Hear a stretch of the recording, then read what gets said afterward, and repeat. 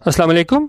मेरा नाम है दानिश मकसूद और आप देख रहे हैं मेरा YouTube channel Dawn news editorials. आज मैं आपसे डॉन का ओपिनियन करा रहा हूँ उर्दू तर्जुमे के साथ। वो है नेविगेटिंग एन अनसेटल्ड वर्ल्ड और इसकी राइटर हैं मलिहा लोधी और ये 1 जून 2020 को पब्लिश हुआ था। अब ये इस लिहाज से काफ़ी अहम ओपिनियन है कि इसमें राइटर ने बताया है कि पाकिस्तान को जो है वो फ़ॉरेन पॉलिसी अपनी कैसे इख्तियार करनी चाहिए और दूसरे ममालिक हैं China, India, Afghanistan, Saudi Arabia, Iran, इनके साथ अपनी पॉलिसी कैसे रखनी चाहिए। तो इस हवाले से ये ओपिनियन है, काफ़ी अहम ओपिनियन है। इसको हम स्टार्ट कर लेते हैं। अच्छा, मैं ना इसमें डॉन मई के महीने में जितने भी डॉन के एडिटोरियल और ओपिनियन आए थे तकरीबन 200 से ज़्यादा हैं। एक उसकी फ़ाइल बनाई है और एक फ़ाइल बनाई है एक्सप्रेस ट्रिब्यून के एडिटोरियल और ओपिनियन की, वो भी तकरीबन 200 के करीब बन जाते हैं जितने भी पूरे महीने में पब्लिश हुए हैं ना। तो ये 2 फाइल्स हैं। तो ये अगर आपको चाहिए हो तो इस व्हाट्सअप नंबर पे आप रब्ता कर सकते हैं और 50 रुपीज़ में ये दोनों फाइल्स आप ले सकते हैं। तकरीबन एक मेरे ख्याल में कोई 700 पेजेस की फ़ाइल है और दूसरी कोई मेरे ख्याल में 500 पेजेस करीब बनती होगी। ठीक है। तो और अगर आपने मेरा पेड व्हाट्सएप ग्रुप ज्वाइन करना हुआ 100 रुपीज़ पर मंथ वाला, तो उसके लिए भी जो है वो आपने इसी नंबर पे रब्ता करना है। ठीक है। और उसमें हम देख लेते हैं अपने ओपिनियन की जानिब। In an unsettled world where strategic tensions between big powers are mounting. अच्छा, पहले हम देख लेते हैं अनसेटल्ड। अनसेटल्ड क्या होता है? कोई चीज़ जो हो वो लैकिंग ऑर्डर और स्टेबिलिटी, कोई ऐसी चीज़ जो कि स्टेबल ना हो। और यहाँ पे किस चीज़ की बात हो रही है? वर्ल्ड की। और पहले मीनिंग देख लेते हैं फिर पूरा सेंटेंस देख लेते हैं। अच्छा, और माउंटिंग होता है किसी चीज़ का बढ़ना। ठीक है। तो in an unsettled world where strategic tensions between big powers are mounting, तो ये कह रहे हैं एक ऐसी दुनिया में यूके क्या है? अनसेटल्ड है, यानी कि वो उस वहाँ पे स्टेबिलिटी नहीं है और वहाँ पे क्या है? टेंशंस बढ़ रही हैं। किसके दरमियान बढ़ रही हैं? Between big powers. Big powers हमारे पास आलमी ताकतें कौन सी हो गई? चाइना हो गई, यूएसए हो गया। तो उन्होंने कहा जो टेंशन है वो बढ़ रही हैं इन आलमी ताकतों के दरमियान और माउंटिंग, यानी कि उनमें इजाफा हो रहा है। और उस टाइम पे क्या है? Pakistan faces daunting foreign policy challenges. Daunting होता है कोई बहुत मुश्किल चीज़ जिसको डील करना, उसको हम डॉन्टिंग बोलते हैं। और फॉरेन पॉलिसी हम देखें क्या होती है? फॉरेन पॉलिसी होती है कि आप ये देखो कि किस तरह एक गवर्नमेंट है वो डील करती है दूसरे ममालिक के साथ, उसको हम फॉरेन पॉलिसी कहते हैं। जिस तरह मैंने आपको बताया कि राइटर ने कहा है कि पाकिस्तान को दूसरे ममालिक के साथ अपने ताल्लुकात किस तरह करने रखने चाहिए, तो वो फॉरेन पॉलिसी में आ रहा है। तो उन्होंने कहा उस टाइम पे जब अनसेटल्ड वर्ल्ड में जहाँ पे टेंशंस जो है आलमी ताकतों के दरमियान बढ़ रही हैं, उस टाइम पे वो पाकिस्तान को है वो सामना है बहुत ही मुश्किल फॉरेन पॉलिसी चैलेंजेस का कि हमने किस तरह की पॉलिसी रखनी है अपनी फॉरेन पॉलिसी दूसरे ममालिक के साथ in a turbulent global and regional environment. और ये क्या है? हमें किस एटमॉस्फेयर में हमें ये सारा काम करना है? टर्बुलेंट। टर्बुलेंट होता है नॉट स्टेबल और काम, ग्लोबल एंड रीजनल एनवायरनमेंट। और ये एनवायरनमेंट कैसी है? Global and regional environment. अब देखें ग्लोबल लेवल पे भी ये कोशिशें हैं ये आलमी ताकतों की जानिब से कि हम जो है वो अपनी बर्तरी कायम कर सकें, और रीजनल कुव्वतें भी काम कर रही होती हैं। कम अज़ कम अगर हम दुनिया में नहीं तो कम अज़ कम रीजन में जो है वो अपनी सुपीरियरिटी कायम कर सकें। तो उन्होंने कहा उस अनसेटल्ड वर्ल्ड में जहाँ पे हर कोई जहाँ पे टेंशन में इजाफा हो रहा है ये आलमी ताकतों के दरमियान, उनका पाकिस्तान को बहुत ज़्यादा इसका फॉरेन पॉलिसी चैलेंजेस का सामना करना पड़ रहा है। किस इन्वायरमेंट में? ग्लोबल एंड रीजनल, क्योंकि ग्लोबल लेवल पे भी चैलेंज का सामना है पाकिस्तान को और रीजनल लेवल पे भी।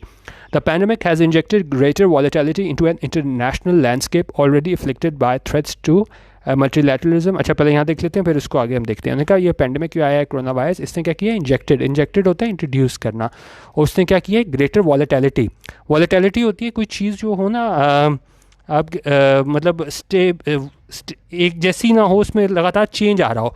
तो उन्होंने कहा इस पेंडेमिक ने क्या कर दिया? एक इंट्रोड्यूस करा दिया एक ऐसी ग्रेटर वॉलेटिलिटी, इसमें बहुत ज़्यादा चेंज आ रहा हो। किस चीज़ में चेंज आ रहा है? इनटू एन इंटरनेशनल लैंडस्केप, आलमी सतह पे जो है वो बहुत चेंज आ रहा है। Already afflicted by threats to multilateralism, यानी उससे पहले ही जिससे सामना था ख़तरात किस चीज़ से। अच्छा, अब किस चीज़ से अब ये सारे बता रहे हैं ख़तरात जो है उसका सामना है? एक मल्टीलैटरलिज्म से, एक ट्रेड एंड टेक्नोलॉजी वॉर्स से बिटवीन बिग पावर्स से, और तीसरा हमें ख़तरा कहाँ पे नज़र आता है? Attempts by regional powers to reshape the rules of the game in their neighbourhood. कि एक तो ख़तरा जो है इस पेंडेमिक की वजह से जो हमें वॉलेटिलिटी नज़र आई है, तो उसकी वजह से क्या हुआ है? ख़तरा जो है वो हमें आलमी सतह पे नज़र आया है मल्टीलैटरलिज़म को। यानी कि अब क्या है, लोग पहले तो ये कॉन्सेप्ट होता था कि भाई ममालिक जो हैं वो मिल के काम करें, मल्टीलैटरलिज़म की जानिब जाएं। जिस तरह मल्टीलैटरलिज़म होता है, मल्टीलैटरलिज़म हम कहते हैं अलायंस यानी गठजोड़ किसको, मल्टीपल कंट्रीज़ को, मुख्तलिफ ममालिक के गठजोड़ को बोलते हैं, परसुइंग अ कॉमन गोल, जो एक कॉमन गोल की तरफ जा रहे हैं उसको मल्टीलैटरलिज़म बोलते हैं। फिर trade and technology Wars between big powers and attempts by regional powers to reshape the rules of the game in their neighborhood। तो उन्होंने कहा ये इस पेंडेमिक की वजह से क्या हुआ है, ये बिल्कुल आप ये समझ लें कि बिल्कुल आलमी सतह पे जो है ना, इन सारी चीज़ों को हमें ख़तरा नज़र आ रहा है। किस चीज़ पे, मल्टीलैटरलिज़म। क्योंकि अब क्या ममालिक की कोशिश है कि हम सारा काम खुद कर लें। पहले एक कॉन्सेप्ट आ रहा था कि जी हम ममालिक जो हैं वो मिल के चलें, लेकिन अब इस चीज़ पे ख़तरा आ गया मल्टीलैटरलिज़म पे। ट्रेड एंड टेक्नोलॉजी वॉर, यानी कि अब क्या है, इन चीज़ों की जंग स्टार्ट हो गई है, trade and technology Wars between big powers, ठीक है, और वो मिल के नहीं चलना चाह रहे। और अटैम्प्ट्स, कोशिशें हैं किसकी जानिब से, रीजनल पावर्स की, कि वो रीशेप करें rules of the game in their neighbourhood. यानी कि उस टाइम पे वर्ल्ड लेवल पे भी स्टार्ट हो गया काम कि जी हम सुपीरियर वर्ल्ड पावर बने, और रीजनल लेवल पे भी जो कुव्वतें हैं उनकी कोशिश है कि कम अज़ कम हम अपने रीजन में जो है वो बरतरी हासिल कर लें। अच्छा, अब कह रहे हैं understanding the dynamics of a world in disarray. उन्हें का अंडरस्टैंडिंग यानी समझना, किस चीज़ को, डायनामिक्स होता है कोई चीज़ जो है ना लगातार मूव हो रही हो, चेंज हो रही हो ना। और यहाँ पे भी उन्होंने वो हालात की बात की है, जिस तरह वर्ल्ड स्टेज पे हैं हालात बिल्कुल चेंज हो रहे हैं। उन्होंने कहा उस चीज़ को समझना, of a world in disarray. और ये वर्ल्ड क्या है जिसमें लगातार चेंजेस हो रहे हैं, वो डिसरे में है। डिसरे होता है कि बिल्कुल आप कह लें कि डिसऑर्डर है, अ स्टेट ऑफ डिसऑर्गेनाइजेशन और अनटाइडीनेस। और वहाँ पे क्या हो रहा है, इस डायनामिक्स को समझना दुनिया में जो कि डिसरे में है, और जहाँ पे क्या हो रहा है, where unilateral actions and rejection of international norms by big powers and populist leaders hold sway। उन्होंने कहा जहाँ पे यूनिलैटरल एक्शंस क्या होते हैं, एक तरफा एक्शन, और क्या है, रिजेक्शन ऑफ इंटरनेशनल नॉर्म्स। उन्होंने कहा जहाँ पे रिजेक्ट किया जाता है इंटरनेशनल नॉर्म्स को यानी रवायात को, और किन की जानिब से ये रिजेक्ट किया जाता है, बिग पावर्स की जानिब से, एंड पॉपुलिस्ट लीडर्स, और लीडर्स की जानिब से होल्ड स्वे क्या होता है कि हैव ग्रेट पावर और इन्फ्लुएंस, के ज़ाहिर है उनकी बात ही मानी जाती है क्योंकि वही जो होते हैं वो कंट्रोल कर रहे होते हैं दुनिया में को। होल्ड स्वे इज़ इम्पॉर्टेंट। अच्छा, उन्होंने कहा अब इस चीज़ को जो है ना, इसको चीज़ को अंडरस्टैंड करना बहुत ज़रूरी है। क्यों ज़रूरी है, as they have implications for the pursuit of Pakistan foreign policy. क्योंकि इसकी इम्प्लीकेशंस है, इम्प्लीकेशंस होते हैं कि जिसको डायरेक्ट फ़र्क पड़ा हो, जिस तरह हम कहते हैं ना कि बड़ी इसकी बड़ी इम्प्लीकेशंस होंगी। या अब जिस तरह अगर यूएसए और चाइना जो है उनके दरमियान कोई मसला बन रहा है, ठीक है, तो अब ये सिर्फ उनका मसला नहीं है, उससे पाकिस्तान भी अफेक्ट होता है। क्योंकि जब हम फॉरेन पॉलिसी में आगे देखते हैं कि किस तरीके से पाकिस्तान ने डील करना है, तो उन्होंने कहा ये जो मसाइल चल रहे हैं ना, ये सारी चीज़ों पे जहाँ पे बिग पावर्स जो हैं वो यूनिलैटरल एक्शंस ले रहे हैं और रद्द कर रही हैं इंटरनेशनल नॉर्म्स को, और तो इसकी जानिब से उन्होंने कहा है कि ये इसको समझना बहुत ज़रूरी है क्योंकि इसकी इम्प्लीकेशंस है, इसका डायरेक्ट फ़र्क पड़ेगा, अफेक्ट होगा कौन किस चीज़ पे फ़र्क पड़ेगा कि पाकिस्तान जो परस्यू करना चाह रहा है, pursuit of Pakistan foreign policy. Pursuit होता है किसी चीज़ का हसूल, किसी चीज़ को हासिल करना, कि वो पाकिस्तान जो हासिल करना चाह रहा है अपनी फॉरेन पॉलिसी के लिहाज से, तो पाकिस्तान को बहुत ज़रूरी है कि अंडरस्टैंड करे ये इन सारी चीज़ों को कि वर्ल्ड पावर्स जो हैं ये यूनिलैटरल एक्शंस ले रही हैं और इंटरनेशनल नॉर्म्स को रद्द कर रही हैं, क्योंकि इसकी इम्प्लीकेशंस जो हैं वो डायरेक्ट पाकिस्तान पे आएंगी। अच्छा, अब यहाँ से मेन शुरू होता है हमारे पास ओपिनियन। अब ये कह रहे हैं कि कौन से पॉलिसी एरियाज़ हैं जहाँ पे पाकिस्तान को फौरी जो है चैलेंजेस का सामना है और किस तरह पाकिस्तान को इनको फौरी तौर पे एड्रेस करना चाहिए। और साथ राइटर क्या कह रही हैं, 4 key policy areas pose immediate challenges and have to be simultaneously addressed। उन्होंने कहा है कि ये 4 की एरियाज़ हैं जहाँ पे पाकिस्तान को एड्रेस करने की ज़रूरत है फॉरेन पॉलिसी के हवाले से, और इनको ये नहीं कि आपने एक एक करके करना है, आपने साइमल्टेनियसली एक साथ ही यानी सारी चीज़ों को डील करना है। अब आपने क्या करना है, navigating the US China confrontation. अब पाकिस्तान को देखना होगा कि पाकिस्तान किस तरीके से इसको डील करता है कि ये US चाइना कॉन्फ्रंटेशन है, एक दूसरे को आजकल इनकी टग ऑफ वॉर भी चल रही है, हॉस्टाइल और आर्गुमेंटेटिव सिचुएशन, कि US चाइना कॉन्फ्रंटेशन में पाकिस्तान का किस तरह रोल होगा और किस तरह पाकिस्तान ने अपनी फॉरेन पॉलिसी को लेकर आगे चलना है।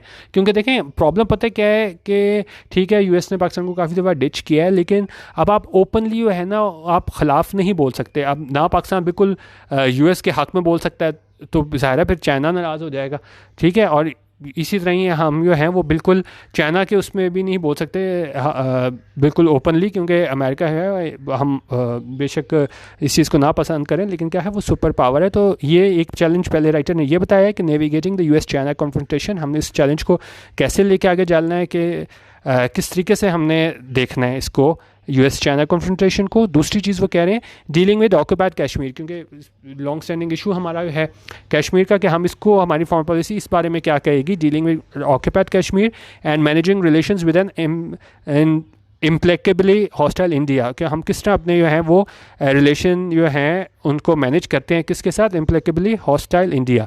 इम्प्लेकेबली होता है कि एक use to describe someone who has strong opinions और feelings that are impossible to change. अब उन्हें कहा है कि अब ऐसे इंडिया के साथ डील करना है जो, यानी कि आप जो भी कर लें उसकी जो है ना पॉलिसी और उसकी जो फीलिंग्स हैं वो पाकिस्तान के लिए चेंज नहीं होंगी, अब उसको किस तरीके से डील करना। ठीक है। तीसरी चीज़ वो कह रहे हैं helping Afghanistan win the peace but also preparing for less hopeful scenarios. उन्हें कहा कोशिश करना अफगानिस्तान के जी वहाँ पे अमन हो, लेकिन साथ अब तैयार रहना कि फॉर लेस होपफुल सिनारियोज, के जिस तरह ईद के बाद भी हमें वहाँ पे काफ़ी उससे पहले भी वहाँ पे हमें तशद्दुद के वाक़यात वगैरह नज़र आए, और अब उसने ट्रंप ने भी कहा है कि जी हम वक्त से पहले जो है वो वहाँ से निकल जाएंगे अपने फ़ौजी।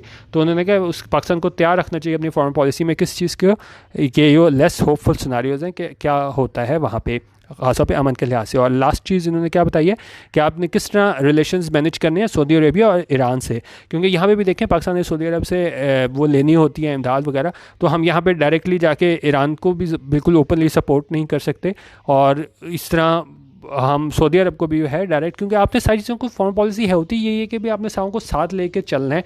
तो आप ये नहीं कर सकते कि बिल्कुल ओपनली एक के आप हक में बोल दो अगेंस्ट में बोल दो, तो ज़ाहिर है कि दूसरी कुव्वतें होती हैं, दूसरे ममालिक होते हैं, फिर बड़ा मुश्किल हो जाता है आपको आलमी सतह पर सारों को साथ लेके चलना। अच्छा, अब पहली चीज़ जो अब बता रहे हैं, जो मेन चीज़ इसमें है कि यूएस चाइना का जो है ना मसला, अब देखें अब यूएस चाइना का जो मसला है वो डायरेक्ट उनका मसला नहीं है कि जी हम कहेंगे छोड़े पर हैं जी वो आपस में सॉल्व कर लेंगे, बड़ी कुव्वतें हमारा बीच में क्या जा रहा है, क्योंकि अब डायरेक्ट हम उससे ऐसे इफेक्ट हो रहे हैं कि जो यूएस है उसकी कोशिश है कि मैं यो हूँ चाइना को एक साइड पर लगा दूँ, ठीक है, और इंडिया को आगे लेके आऊँ, क्योंकि ज़ाहिर है इसको अपनी ग्लोबल सप्लाई चेन में वो मेंटेन करनी है, तो पहले इसका सारा इन्हिसार किस पे था, चाइना पे था, लेकिन अब ये सारी कोशिश कर रहा है कि इंडिया को मैं आगे ले आऊँ। अब इंडिया को आगे लाने का मसला ये है कि अब रीजन में, जिस तरह मैंने आपको बताया था कि ग्लोबल और रीजनल दो लेवल पे जो है वो पाकिस्तान को मुश्किलात का सामना है फॉरेन पॉलिसी में। तो अब अगर इंडिया को यूएस आगे लेके आता है तो इस पूरे खत्ते में जो है वो इंडिया की जो है वो पावर बहुत ज़्यादा बढ़ जाएगी, तो ये पाकिस्तान के लिए बहुत मसला बनेगा। तो ये डायरेक्ट जो है वो फ़र्क पड़ रहा है यूएस चाइना जो मसाइल हैं उसका पाकिस्तान पे। अब इसको हम डिटेल में देखते हैं। इनका rising tensions between US and China, इनका जो बढ़ती हुई टेंशंस हैं इनके दरमियान US and China have a direct bearing on Pakistan, उसका डायरेक्ट फ़र्क पड़ेगा किस पे, पाकिस्तान पे। Even as Islamabad does not want this standoff to affect its relation with either of the two countries. उन्हें कहा यहाँ तक कि इस्लामाबाद जो है वो नहीं चाहता कि ये स्टैंड ऑफ है, ये दोनों के दरमियान जो है एक तरह का डेड लॉक आया हुआ है यूएस और चाइना के दरमियान, कि वो फ़र्क डाले किसका, कि उसका जो रिलेशन है उसके ताल्लुकात हैं वो फ़र्क डाले with either of the two countries, यानी कि यूएस के साथ भी चाइना के साथ भी। That is easier said then done, लेकिन उनका कहना बहुत आसान है, करना बहुत मुश्किल है। कि आप कहेंगे नहीं बस ठीक है वो आपस में सॉल्व कर लेंगे, हमारा इसमें कोई नहीं, हम एक साइड पे। उन्होंने कहा ये कहना बहुत आसान है लेकिन आपको अमली तौर पर बहुत मुश्किल है। What has been described as a new cold war, उन्होंने कहा अब इसको क्या डिस्क्राइब किया जा रहा है, एक new cold war will intensify, उसकी शिद्दत में इजाफा होगा। कब होगा, in a US election year, US election year में इजाफा होगा। when President Donald Trump has made China bashing a central plank of his re-election campaign, उनका जब जो प्रेसिडेंट डोनाल्ड ट्रंप है उसने बना लिया है चाइना बैशिंग। चाइना बैशिंग होता है, बैशिंग का मतलब होता है आप किसी चीज़ को क्रिटिसाइज़ करना, कि अब हर चीज़ में हमने देखा होगा डोनाल्ड ट्रंप जो है वो चाइना को क्रिटिसाइज़ कर रहा होता है। तो उन्होंने कहा इसने इसको इस पर तनकीद करना, चाइना को अपना क्या बना लिया, सेंट्रल प्लैंक बना लिया। यानी आप जिस तरह कहते हो ना कोई अपना मंशूर लेकर चलते हो, कोई आप इलेक्शन में एक ही चीज़ बार बार कर रहे होते हैं, इसमें मैं डिटेल में भी आपको यहाँ पे दिखा दूँ। Is the term often given to components of the political platform the opinions and viewpoints about individual topics as held by a party person और ऑर्गेनाइजेशन। कि आप एक चीज़ जो सोचते हो कि भाई ये चीज़ है, आप एक पार्टी पॉइंट ऑफ व्यू ले लेते हो। तो ये चाइना बैशिंग जो है ये इसको भी क्या किया है ट्रंप ने अपना उसका री इलेक्शन कैंपेन में इसको सेंट्रल प्लैंक बना लिया, यानी हर जगह वो चाइना को ही क्रिटिसाइज़ करता है अपनी जौन सी भी रैलीज वगैरह चीज़ें में अटेंड करता है अपने प्रेसिडेंशियल ईयर में. He is both playing off a bipartisan political consensus and fortifying anti-China public sentiment. तो सिंगा वो क्या कर रहा है, वो playing off कर रहा है. Playing off होता है to cause two people or groups to fight or compete with each other in a way that helps oneself. अच्छा, अब इसकी कोशिश ये है कि वहाँ पे जो दूसरी पार्टी भी जो है हमारे पास हैं, डेमोक्रेट भी हैं, उनके साथ भी he is both playing off a bipartisan political consensus. Bipartisan हमारे पास होता है referred as non-partisanship is a political situation usually in the context of a two-party system. ठीक है, और वहाँ पे उसमें क्या होता है, in which opposing political parties find common ground through compromise.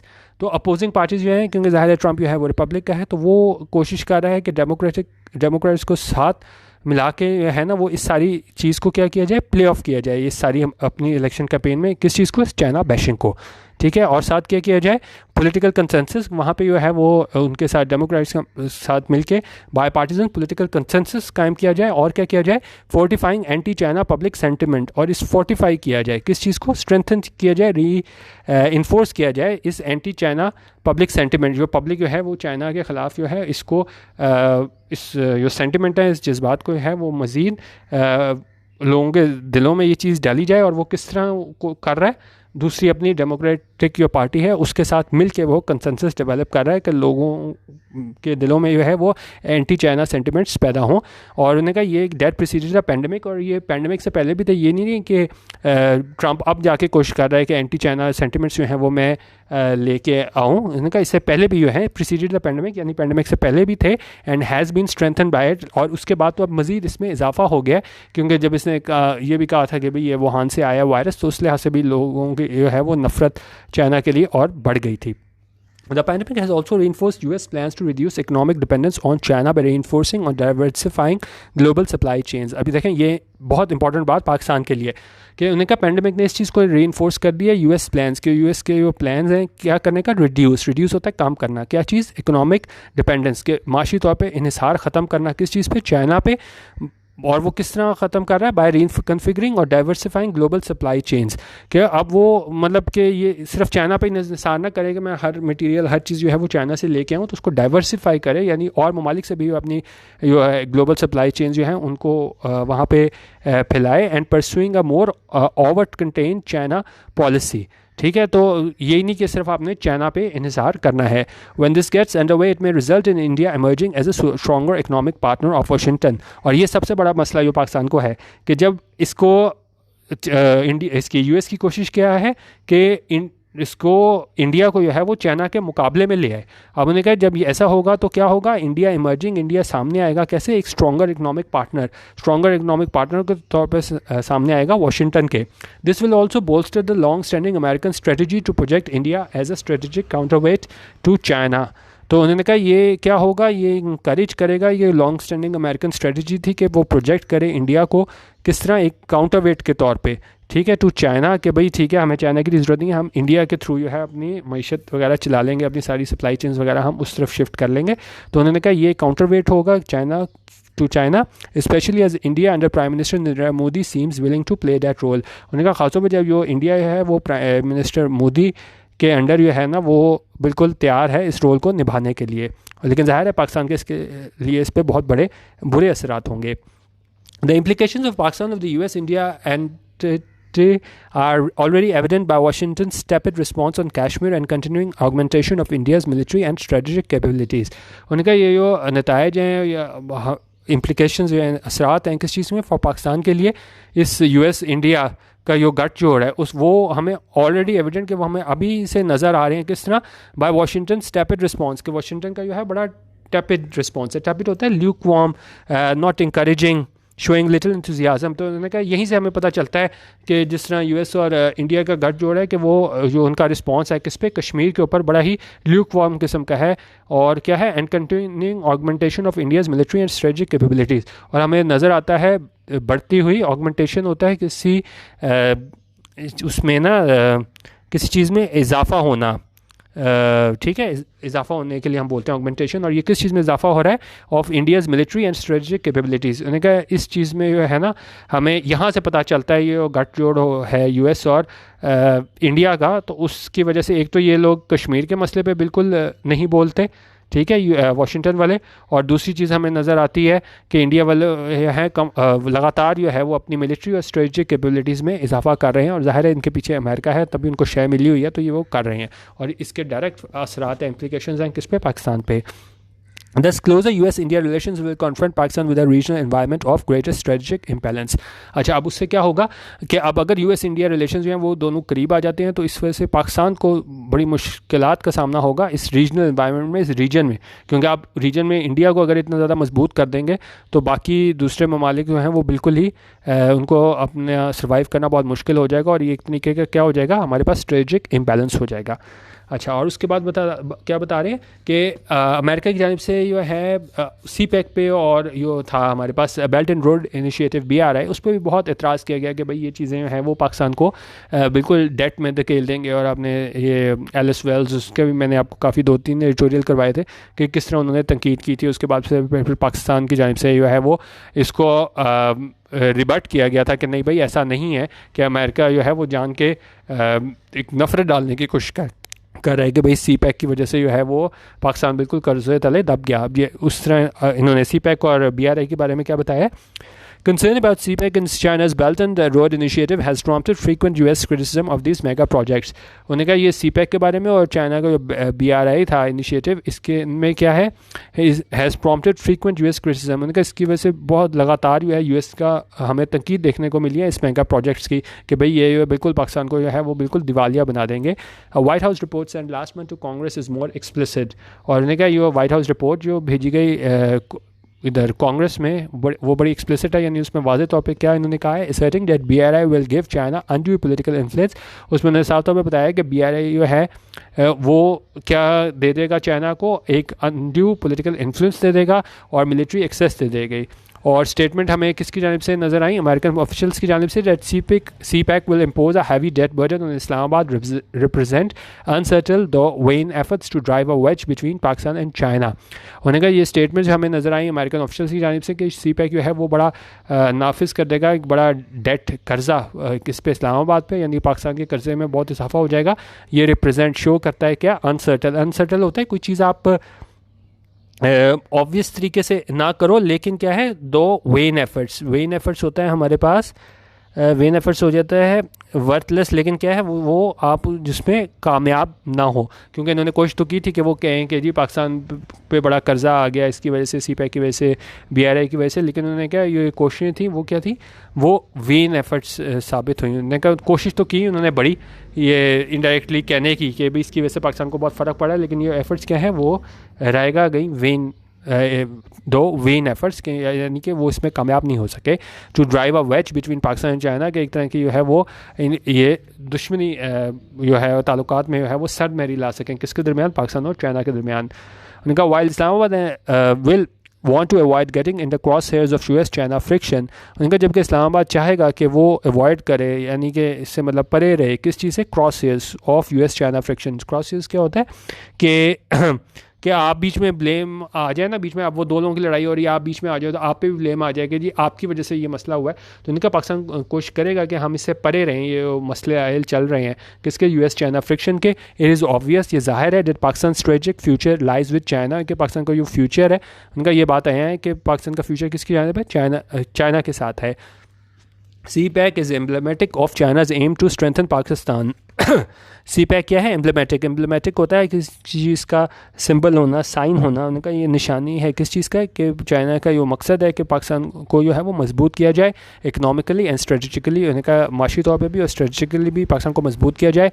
And must be our overriding priority, और हमारी क्या है ये तरजीह होनी चाहिए कि हम उसके मतलब चाइना के साथ ही अपना मुस्तकबिल सोचें, क्योंकि जो है यूएस वो पहले भी हमें डिच करता रहा है, ठीक है। लेकिन मसला यही है, वो बता रहे हैं कि किस तरीके से हमने इस फॉरेन पॉलिसी को लेके आगे चलना है।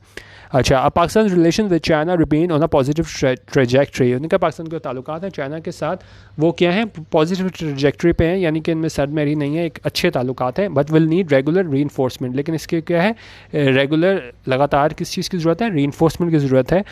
और इसको आप कह लें द प्रोसेस ऑफ इंकरेजिंग और इस्टेब्लिशिंग बिलीफ और पैटर्न ऑफ बिहेवियर।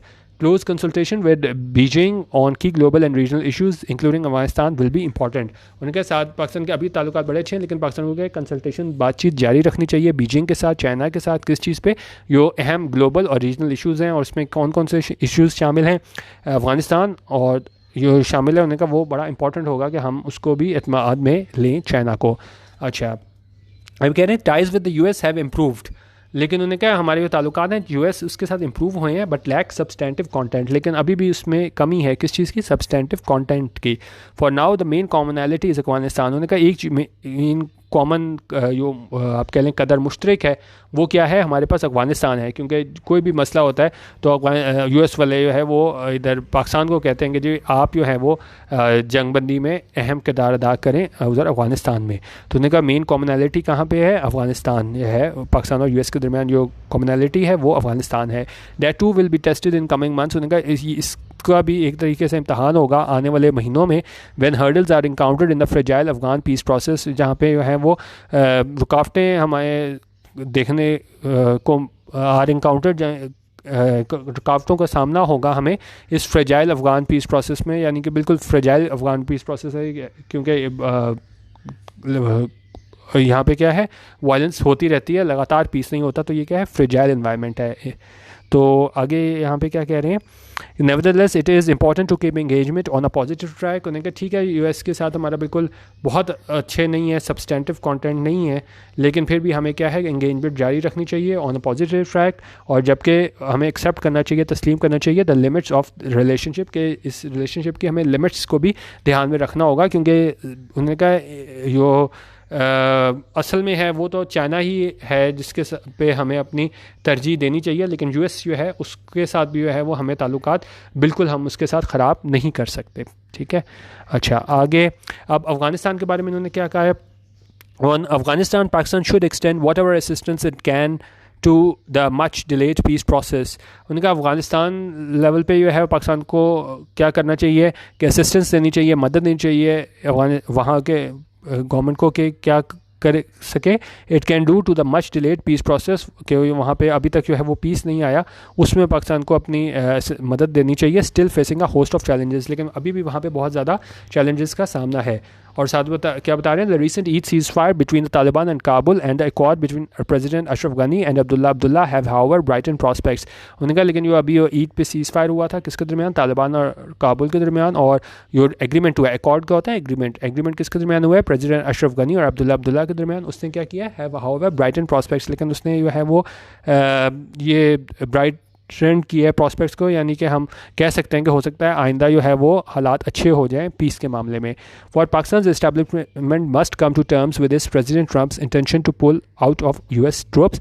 उनका पाकिस्तान को किस चीज़ पे ध्यान रखना चाहिए, पाकिस्तान के इस्टेब्लिशमेंट को, कि भाई हमें ये चीज़ जान लेनी चाहिए कि प्रेसिडेंट ट्रम्प की जो इंटेंशन है, उसका जो इरादा है कि वो अपने यूएस ट्रूप्स को जो है अफगानिस्तान से क्या पुल आउट कर ले, यानी वहाँ से निकाल ले, regardless of whether intra Afghan talks advance और produce negotiated end to the war. उन्होंने कहा इस बात से कोई फ़र्क नहीं पड़ता है कि regardless of whether intra Afghan talks की जो बातचीत चल रही है इंट्रा अफगान, वो क्या है, एडवांस और produce and negotiated end to the war, कि उससे जो है वो हमारे पास या प्रोड्यूस हो या क्या है वो एंड हो जाए उस वॉर को। तो उन्होंने कहा इससे कोई फ़र्क नहीं पड़ता, हमें ध्यान में ये चीज़ रखनी चाहिए कि जो इसकी इंटेंशन है ट्रम्प की कि वो वहाँ से पुल आउट करना चाहता है यूएस ट्रूप्स को। The latest indications of this are the US military withdrawal proceeding ahead of schedule and Trump's reiteration that it was time for Afghan to police their own country. उन्होंने कहा ये latest indication है, इशारे हैं किस चीज़ के, वो कि जो अमेरिका है वो वहाँ से निकलना चाहता है अफ़गानिस्तान से। वो हमें कहाँ पे नज़र आते हैं कि उसने ये कहा था कि जी यूएस मिलिट्री विड्रॉल, कि हम यूएस अपनी मिलिट्री है उसको निकालना चाहते हैं, प्रोसीडिंग अहेड ऑफ स्केड्यूल, कि उससे पहले ही जो हमारा स्केड्यूल था उससे पहले ही हम निकालना चाहते हैं। एंड ट्रम्प्स रिटरेशन था किस चीज़ को दोबारा कहना, और उसने दोबारा ये कहा है कि it was time for Afghans to police their own country. उन्होंने कहा कि अब ये वक्त आ गया है कि अफ़गान वाले हैं वो खुद अपनी सिक्योरिटी है वो उसका इंतज़ाम खुद करें, हम जो हैं अपने फ़ौजी यहाँ पे मज़ीद नहीं रख सकते। Washington stance is unlikely to change. अब साथ दूसरी इंपॉर्टेंट बात क्या करें कि जिस तरह आपको पता है कि ये प्रेसिडेंशियल ईयर चल रहा है, तो अब मसला ये है कि अब अगर ये हारता भी है ट्रंप और अगर दूसरा भी आ जाता है, तो वहाँ पर राइटर ये कह रही हैं कि जो वाशिंगटन का स्टांस है तो वो अनलाइकली टू चेंज है, कि वो चेंज नहीं होगा। जिस तरह देखें, Washington stance is unlikely to change if Trump loses the November election to Joe Biden.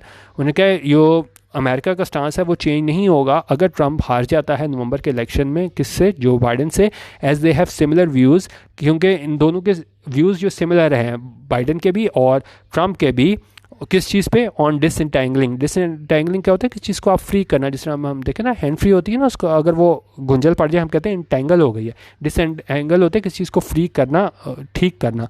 तो उन्होंने कहा तो उसके जो है ना बाइडन और ट्रंप के वो सिमिलर व्यूज़ हैं of disentangling the US from its costly involvement in Afghanistan, यानी कि यूएस को डिसएंटेंगल करना यानी उसको फ्री करना, कहाँ से, जो इसकी कॉस्टली इन्वॉल्वमेंट थी अफगानिस्तान से। यानी कि दोनों यही चाहते हैं कि हमने दोनों को निकाल लेना। तो इससे हम राइटर के मुताबिक कोई फ़र्क नहीं पड़ता कि अगर ये ट्रंप हार भी जाता है और उसकी जगह बाइडन आ जाता है, क्योंकि दोनों का जो है वो जो आइडिया है वो यही है कि हमने डिसएंटेंगल करना है यूएस को कि अपनी इन्वॉल्वमेंट से, जो कहाँ पे है, अफ़गानिस्तान में है।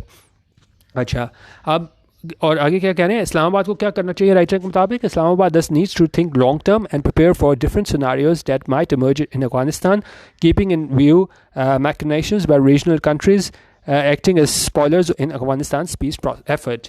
उनका इस्लामाबाद को जो है ये देखना चाहिए अपनी लॉन्ग टर्म के लिए उनको सोचना चाहिए और अपने आप को तैयार करना चाहिए डिफरेंट सिनारियोज, डिफरेंट हालात के लिए कि डेट माइट इमर्ज, जो के सामने आ सकते हैं, कहाँ पे, इन अफगानिस्तान में। कीपिंग इन व्यू, देखते हुए, किस चीज़ को, मैकेनेशंस जो होते हैं कि आप कोई प्लॉट करना, स्कीम बनाना। उन्होंने कहा ये स्कीम बना रहे हैं वहाँ पे रीजनल कंट्रीज़, जिस तरह अफगानिस्तान में है वो दूसरे रीजनल के दूसरे ममालिक हैं, वो भी कोशिश कर रहे होते हैं कि यहाँ पे जो है अमन ना हो, वायलेंस हो। तो उन्होंने कहा हमें इस चीज़ को भी देखना पड़ेगा, जो प्लॉट और स्कीम बनाई जा रही हैं रीजनल कंट्रीज़ की जानिब से, और यो क्या एक्ट कर रहे हैं as spoilers in Afghanistan peace effort, कि वो स्पॉयलर का काम कर रहे हैं कि किसी कहीं पे अफगानिस्तान में है वो अमन कायम ना हो जाए। ठीक है। अच्छा, अब उन्होंने क्या कहा है, पाकिस्तान का जो सबसे बड़ा चैलेंज है उन्होंने कहा वो है उसके मोदी सरकार के साथ। पाकिस्तान अच्छा, कह रहे हैं पाकिस्तान को सबसे बड़ा जो चैलेंज का सामना होगा ना, वो होगा कि हम किस तरह मैनेज करते हैं अपने रिलेशंस किसके साथ, इंडिया के साथ, where Modi government is bent upon, जहाँ मोदी गवर्नमेंट जो है वो यही चाहती है कि क्या चाह रही है कि क्रशिंग द कश्मीरी रेजिस्टेंस, के वो बिल्कुल जो की मूवमेंट है कश्मीरियों की, उनको बिल्कुल कुचलना चाहती है। किस तरह, by unprecedented levels of repression, कि बिल्कुल अनप्रेसिडेंटेड लेवल, यानी कि जिस तरह की माजी में जिस चीज़ की मिसाल नहीं करती उस तरह जुल्म सितम करके वो उनको क्रश करना चाह रही है।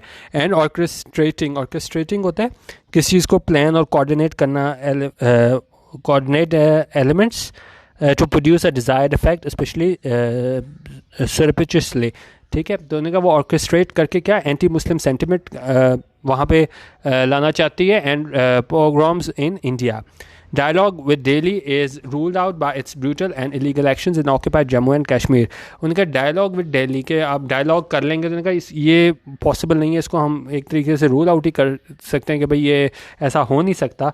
क्यों नहीं हो सकता? क्योंकि जो इसके ब्रूटल और इलीगल एक्शंस हैं ऑक्यूपाइड जम्मू एंड कश्मीर में, तो फिर आप हम जो है डायलॉग उसको तो बिल्कुल ही एक तरीके से हम रूल आउट कर सकते हैं कि ये पॉसिबिलिटी नहीं है। और उन्होंने कहा वहाँ पे क्या है कश्मीर में, और कश्मीर में उन्होंने कहा वहाँ पे where even medical services have been denied during the pandemic. उन्होंने कहा वहाँ पे इवन मेडिकल सर्विसेज भी हैं उनको नहीं दिया गया वहाँ पे पेंडेमिक के दौरान। And India's refusal to discuss the issue, और इंडिया ने इस इशू को ही डिस्कस करने से इनकार कर दिया।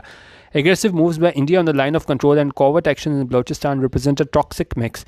अच्छा, और उन्होंने कहा एक तो वो बताया कश्मीर में इंडिया वाले क्या कर रहे हैं, और साथ ही उन्होंने कहा है कि वो इंडिया जो है वो लाइन ऑफ कंट्रोल पे जिस तरह इन्होंने अपनी दहशत फैलाई होती है और मासूम जानें वहाँ पे चली जाती हैं वो चीज़, और फिर जो अपने एक्शंस हैं इनके बलोचिस्तान में वो क्या शो करती है, toxic mix that have sent tensions soaring with Pakistan. उनके इसकी वजह से जो है वो इंडिया की जो है वो टेंशन पाकिस्तान के साथ वो बहुत ज़्यादा हो चुकी हुई हैं। प्राइम मिनिस्टर, और यहाँ तक कि prime minister Imran Khan repeated warnings about a possible false flag Indian operation underlines the growing danger. उनका यहाँ तक कि प्राइम मिनिस्टर इमरान खान ने बार बार ये इस चीज़ की भी वार्निंग दी है कि इंडिया वाले है वो फॉल्स फ्लैग इंडियन ऑपरेशन कर सकते हैं। फॉल्स फ्लैग क्या होता है? is a operation designed to deceive. The deception creates the appearance of a particular party, group or nation being responsible for some activity, disguising the actual source of responsibility. अब false flag operation simply हो जाता है, जिस तरह India ने पहले भी कोशिश किया है कि कोई भी अपने उधर वहाँ पे कोई धमाका कोई करवा के डायरेक्ट इल्ज़ाम जो है वो पाकिस्तान पे लगा दे, तो फॉल्स फ्लैग ऑपरेशन हो जाता है कि आप रिस्पॉन्सिबिलिटी यहाँ पे डाल दो मज़मूम तरीक़ों से दूसरे मुल्क पे। तो ये उन्होंने कहा, इमरान खान ने भी वो फॉल्स फ्लैग इंडियन ऑपरेशन के बारे में कहा है कि ऐसा इंडिया वाले कर सकते हैं। अच्छा, उन्होंने कहा फेस्ड विद दिस, और उनका इन चीज़ों का जो जब के पाकिस्तान को सामना है, Pakistan will have to avoid any engagement for the sake of engagement with India. उन्होंने कहा पाकिस्तान को जो है वो अवॉइड करना चाहिए, तर्क करनी चाहिए एनी इंगेजमेंट, उनसे बातचीत किस चीज़ से, इंडिया से, for the sake of engagement. उन्होंने कहा कि for the sake of engagement नहीं होना चाहिए कि अभी हमने लाजमी बात करनी है with India unless Pakistan concerns are accommodated in future talks. उन्होंने कहा यहाँ तक कि वह पाकिस्तान के वाकई खदशात हैं उनको अकोमोडेट किया जाए, उनको शामिल किया जाए फ्यूचर टॉक्स में। ये नहीं कि सिर्फ ज़बानी बातचीत करने का फ़ायदा नहीं कि भाई से इंगेज करना है, जिनका जब तक पाकिस्तान की बात ना मानी जाए फ्यूचर टॉक्स में, तो पाकिस्तान को जो है वो इंगेज नहीं करना चाहिए इंडिया को। This is hard to see under Modi. उन्होंने कहा ये बड़ा मुश्किल है देखने कि मोदी की दौरे हुकूमत में कि ऐसा वहाँ पे इंडिया वाले करेंगे कि वो पाकिस्तान को एकोमोडेट करेंगे फ्यूचर टॉक्स में। उन्होंने कहा ऐसा होना बहुत मुश्किल है। अच्छा, आप कश्मीर के हवाले से बता रहे हैं राइटर, पाकिस्तान को क्या करना चाहिए on Kashmir, Pakistan needs a strategic approach and a sustain diplomatic campaign. उन्होंने कहा कश्मीर के हवाले से जो है वो पाकिस्तान को एक ऐसी अप्रोच बनानी चाहिए, सफारती तौर पे वो कह रहे हैं कैंपेन कैसे होनी चाहिए, not an on off approach, कि नॉट ऑन ऑफ अप्रोच नहीं होनी चाहिए। ये नहीं है कि कभी बातचीत स्टार्ट कर दो कभी ना करो, एक लगातार जो है वो बातचीत जो है वो होनी चाहिए। उनका tweets are not a diplomatic strategy, कि सिर्फ ट्वीट्स कर लेना जो है ना वो आप सफारती कोशिश आप उसको नहीं कह सकते। Noise is not a policy, यानी किसी चीज़ बारे में आवाज़ उठा लेना भी ये पॉलिसी नहीं है। उनका ना ट्वीट से कुछ हासिल होगा, ना सिर्फ कुछ बोल देने से कुछ हासिल होगा। Strategy for a changed global environment should preserve our principal stance while mobilizing international support for a peaceful Kashmir settlement. उन्होंने कहा हमारी एक हिकमत अमली होनी चाहिए कि किस तरीके से जो है वो हम अपना प्रिंसिपल स्टैंड उसको भी प्रिजर्व करें, यानी उससे भी हम पीछे ना हटें, और जबकि साथ ही हम इंटरनेशनल सपोर्ट भी हासिल करें किस चीज़ के लिए, इस पीसफुल कश्मीर सेटलमेंट के लिए। दिस मीन्स, इसका मतलब है pushing the boundaries at the international levels, और उनका वहाँ पे हम कोशिश करें इंटरनेशनल लेवल पे भी, ठीक है, सिर्फ ये रीजनल लेवल तक हम ना रहें इस मसले को लेके, कश्मीर सेटलमेंट को, हमें इंटरनेशनल लेवल पे भी जाना चाहिए। और साथ क्या कह रहे हैं, फॉर अ स्टार्ट सबसे पहले हमें क्या करना चाहिए, virtual meeting of OIC foreign ministers should be sought. उन्होंने कहा ये वर्चुअल मीटिंग बुलानी चाहिए ओआईसी फॉरेन मिनिस्टर्स की, taking advantage of the rising concern among many OIC countries about India's anti Muslim actions. और किस चीज़ का फ़ायदा उठाना चाहिए हमें कि जो बढ़ते हुए खदशात हैं किन के दरमियान, ओआईसी ममालिक के दरमियान, किस बारे में, about India's anti Muslim actions, जो कि एंटी मुस्लिम एक्शंस ले रहे हैं ये इंडिया, ठीक है। तो एक तो उन्होंने कहा कि वर्चुअल मीटिंग बुलानी चाहिए ओआईसी फॉरेन मिनिस्टर्स की। दूसरे वो कह रहे हैं वंस द सिचुएशन परमिट्स, और जब सिचुएशन अलाउ करे तो पाकिस्तान को क्या करना चाहिए, Pakistan should also seek a meeting of the UN human rights council. Pakistan को मीटिंग बुलानी चाहिए किस चीज़ की, पाकिस्तान को मतलब कहना चाहिए कि एक मीटिंग होनी चाहिए इनकी यूएन ह्यूमन राइट्स काउंसिल की, और वो एक्सक्लूसिवली यानी ख़ास तौर पे किसके लिए हो, ऑक्यूपाइड कश्मीर के हवाले से हो, टू रीफोकस वर्ल्ड अटेंशन, के दोबारा जो है ना वर्ल्ड फोकस कर सके अपनी अटेंशन इस चीज़ पे, on the egregious human rights violations there. Egregious क्या होते हैं, एग्रेजियस हमारे पास होते हैं आउटस्टैंडिंगली बैड, शॉकिंग। उनका ये इतने बुरे ह्यूमन राइट्स वायलेशंस जो वहाँ पे इंडिया कर रहा है, तो सारा फोकस जो है ना उस पर होना चाहिए। तो उन्होंने कहा एक तो वो ओआईसी की वर्चुअल मीटिंग बुलानी चाहिए, और दूसरी उस पाकिस्तान को कहना चाहिए कि भाई यूएन ह्यूमन राइट्स काउंसिल की मीटिंग भी होनी चाहिए, और सारा फोकस किस पे होना चाहिए, उन ह्यूमन राइट्स वायलेशन पे जो इंडिया कर रहा है। अब एंड में राइटर क्या कह रहे हैं कि बाकी तो उन्होंने 3 पॉइंट्स बता दिए। चौथे उन्होंने कह रहे हैं कि space limits detailed consideration of policy towards middle east. उन्होंने कहा जो मिडल ईस्ट से मुतालिक क्या है पाकिस्तान की पॉलिसी क्या होनी चाहिए, तो उन्होंने कहा उसको डिटेल में लिखना पॉसिबल नहीं है, क्योंकि कह रहे हैं कि स्पेस लिमिट्स के अब क्योंकि ज़ाहिर है ये भी एक लिमिट होती है, आप जब ओपिनियन वगैरह लिख रहे हो तो उन्होंने कहा उस वजह से जो है ना उस लिमिट की वजह से इस बारे में बात करना, मिडल ईस्ट के बारे में पाकिस्तान को क्या करना चाहिए, उन्होंने कहा वो इतना पॉसिबल डिटेल में यहाँ लिखना नहीं है। लेकिन साथ राइटर कह रहे हैं मोस्ट इंपॉर्टेंटली, लेकिन उनका ख़ास सबसे अहम बात यह है कि पाकिस्तान शुड डेफिनेटली बैलेंस इस relation between Saudi Arabia and Iran. उनका पाकिस्तान को अपने जो रिलेशन है वो बैलेंस करने चाहिए किसके दरमियान, सऊदी अरेबिया और ईरान के दरमियान, who remain locked in a tense standoff. उन्होंने कहा योग क्या है, लॉक्ड रहे हैं in a tense standoff, यानी कि दोस्ताना ताल्लुकात नहीं थे, and stay the course on a policy that avoids being drawn into their rivalry. उनका पाकिस्तान को जो है इन अवॉइड करना चाहिए कि आप इन दो की राइवलरी में आ जाओ, क्योंकि देखें पाकिस्तान जो है और जिस तरह पहले बात की है, किसी मुल्क से भी आप जब फॉरेन पॉलिसी में जाते हो ना तो ओपनली आप उससे डिसरिगार्ड नहीं कर सकते, आप ओपनली जो है उसको शन नहीं कर सकते। तो यहाँ भी उन्होंने कहा कि पाकिस्तान को ऐसी पॉलिसी बनानी चाहिए, अवॉइड करना चाहिए कि आप इन दो की राइवलरी में आ जाओ कि मसला इन दो का है और आप बीच में आके फंस जाओ। उन्होंने कहा इससे अलहदा रहना चाहिए। हाउएवर ताहम चैलेंजिंग इट मे बी, लेकिन उन्होंने कहा ये बहुत चैलेंजिंग होगी कि हम जो है एक साइड पे रह लें और ये जो है ईरान और सऊदी अरेबिया उन लोगों का मसला चलता रहे। और वजह वो क्या बता रहे हैं क्यों है challenging, it may be given Pakistan increased financial resistance reliance on Riyadh, कि पाकिस्तान जो है वो क्या है रिलाय कर रहा है, इन्हिसार कर रहा है किस चीज़ पे, उस पर फाइनेंशियल असिस्टेंस के लिए उस पर रियाद पे। तो अब ज़ाहिर है जब आपने एक मुल्क से जब पैसे लेने हैं तो आपको उसकी साइड भी लेनी पड़ती है, फिर बड़ा मुश्किल हो जाता है। अब अगर एक जगह से आप पैसे ले रहे हो एक मुल्क से और फिर जब सऊदी अरेबिया और ईरान का जो है वो कॉन्फ्लिक्ट हो रहा हो और फिर आप जो है ज़ाहिर है फिर आपको सऊदी अरब की तरफ जाना पड़ता है अगर आपने वहाँ से पैसे लिए। तो उन्होंने कहा ये फॉरेन पॉलिसी के हवाले से कि आपने किस तरह मैनेज करना है कि इन दो के जो झगड़ों के दरमियान ना हो। लेकिन उन्होंने कहा इसको बड़ा मुश्किल होगा मैनेज करना, क्योंकि पाकिस्तान जो है जब ज़ाहिर है सऊदी अरब से ज़्यादा फाइनेंशियल असिस्टेंस लेगा तो वो ज़ाहिर है सऊदी अरब वाले भी कहेंगे कि आप ओपनली हमें जो है वो सपोर्ट करें। बेसिकली ये आज का ओपिनियन था जिसमें राइटर ने बताया गया था कि पाकिस्तान को जो है वो यूएस चाइना के जो मसाइल हैं उसके दरमियान किस तरह डील करना चाहिए, कश्मीर के मसले पे क्या उन्होंने कहा इंडिया के साथ कैसे डील करना चाहिए, फिर साहब उन्होंने कहा अफगानिस्तान का जो मसला है उसको कैसे लेकर चलना चाहिए, और एंड में उन्होंने बताया कि सऊदी अरेबिया और ईरान का भी जो मसला है उसमें पाकिस्तान कोशिश करनी चाहिए वो साइड पर रहे। लेकिन उनका ये ऐसा करना मुश्किल है क्योंकि पाकिस्तान जो है वो काफ़ी ज़्यादा इन्हिसार करता है फाइनेंशियल असिस्टेंस के लिए सऊदी अरब पे। ठीक है, बाकी ये मैंने इसके ऊपर एंड पे जो है वो व्हाट्सएप का नंबर लिख दिया था। अगर आपने वो एक्सप्रेस और डॉन की जो है 2 फाइल्स लेनी हो मई के महीने में छपने वाले तमाम एडिटोरियल और ओपिनियन की, तो 50 रुपीज़ दे के आप वहाँ से फ़ाइल ले सकते हैं। और मेरा ग्रुप ज्वाइन करने के लिए भी यही व्हाट्सएप नंबर है, 100 रुपीज़ पर मंथ वाला ग्रुप, जहाँ पे एडिटोरियल के PDF, इंटरनेशनल मैगजीन्स और डेली डॉन हाइलाइट्स शेयर की जाती हैं। और बाकी ये मेरा डॉन एडिटोरियल के हवाले से जो है यूट्यूब चैनल है डॉन न्यूज़ एडिटोरियल्स, इसे भी आप सब्सक्राइब कर सकते हैं। वीडियो देखने का बहुत शुक्रिया। अल्लाह हाफिज़ और पाकिस्तान जिंदाबाद।